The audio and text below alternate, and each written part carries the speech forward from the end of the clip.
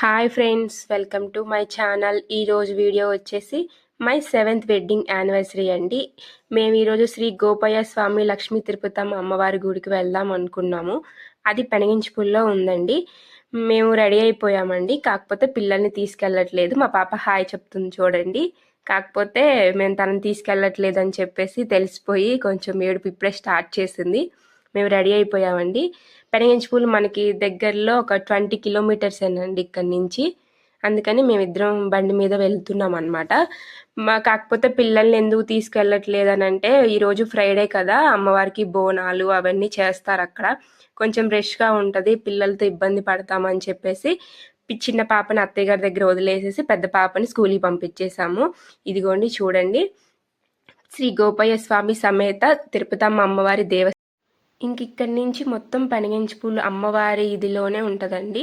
మనకి ఇక్కడ చిన్న తిరునాళ్ళ పెద్ద తిరునాళ్ళని 2 జరుగుతాయి. ఆ టైంలో ఇక్కడ కళ్యాణం చేస్తారు. ఇంతవరకు రష్గా ఉంటుందండి, కానీ కళ్యాణం చాలా బాగా చేస్తారనమాట. ఈ నెక్స్ట్ మన వీడియోస్లో కూడా అది కూడా మేము చూపిస్తాను.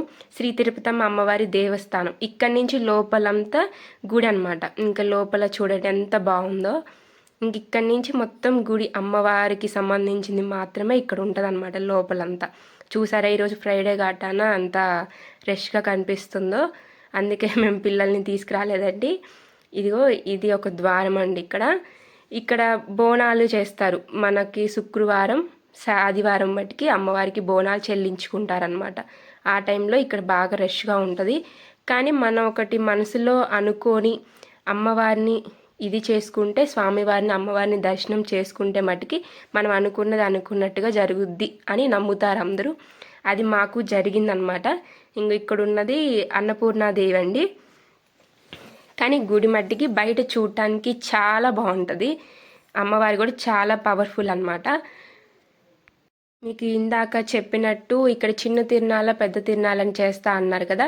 ఈ రేపు వచ్చే చైత్రమాసం పౌర్ణానికి ఇక్కడ కళ్యాణం చేస్తారండి, అమ్మవారి కళ్యాణం. నెక్స్ట్ ఈసారి వచ్చే పౌర్ణానికి చిన్న తిరునాళ్ళని పక్కన అనికెళ్ళపాడని అమ్మవారిది పుట్టిల్లండి అమ్మవారిది. అక్కడి నుంచి అమ్మవారికి పసుపు కుంకుమ తీసుకొస్తారనమాట.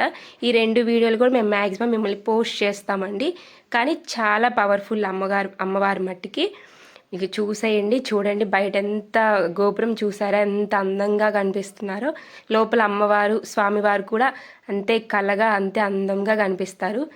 కానీ ఈరోజు మా అదృష్టం ఏంటంటే, మా రిలేటివ్స్లో అక్కడ వర్క్ చేస్తారనమాట. మా రిలేటివ్స్ అతను, ఆయన ద్వారా మేము లోపల గర్భగుడి వరకు వెళ్ళగలిగాం అనమాట. అది అసలుకి ఎలా సాధ్యమైందో మాకే తెలియదు, కానీ దర్శనం మాత్రం చాలా బాగా జరిగింది. మేము మినిమం 20 మినిట్స్ వరకు లోపల స్వామివారిని అమ్మవారిని దర్శనం చేసుకోగలిగాం అనమాట. అది మా అదృష్టం అనమాట. దర్శనం మాత్రం చాలా బాగా జరిగింది. చూసారా, ఇదంతా బయట అనమాట. ఇందాక మీరు చూసింది మెయిన్ ద్వారం. చూడండి, ఇది మెయిన్ ద్వారం, పై వరకు గోపురం అనమాట. మన ఎంట్రన్స్ అనేది ఇటు నుంచి ఉంటుంది. ఇటు నుంచి వెళ్ళినది మనకు బ్యాక్ సైడ్కి వెళ్తే ప్రదక్షిణలు చేయాలండి. ఆ బోనం తీసుకొని ప్రదక్షిణలు గుడి చుట్టూ తిరిగేసి లోపల అమ్మవారికి ప్రసాదం మొక్కుబడులు సమర్పించుకొని, ఇంకా తర్వాత మనకి ఇక్కడ గుడి తరపునే తోటలు ఉంటాయి, అక్కడే మన భోజనాలు ఏర్పాటు చేసేసుకొని ఇంకా తినేసేసి అక్కడే వంటకు సంబంధించినవి కూడా మొత్తం ఉంటాయి అన్నమాట. ఇక్కడ గుడికి సంబంధించి మొత్తం. ఇది దక్షిణ ద్వారం అండి.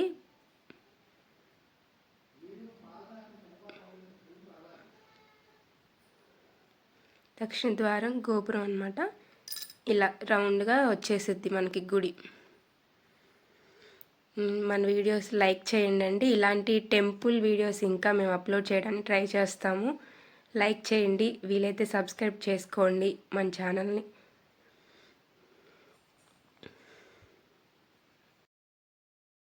ఇంకా దర్శనం అయిన తర్వాత మేము రిటర్న్ అయిపోయామండి. రిటర్న్లో మా వదిన వాళ్ళ ఇంటికి వెళ్ళామన్నమాట. మా వదిన వాళ్ళ ఇల్లు అండి అది. మా చిన్న వదిన గారు, తను మా చిన్న వదిన అండి. హాయ్ చెప్తున్నారు. థ్యాంక్ యూ అండి. మన వీడియోని లైక్ చేయండి. Thank you so much.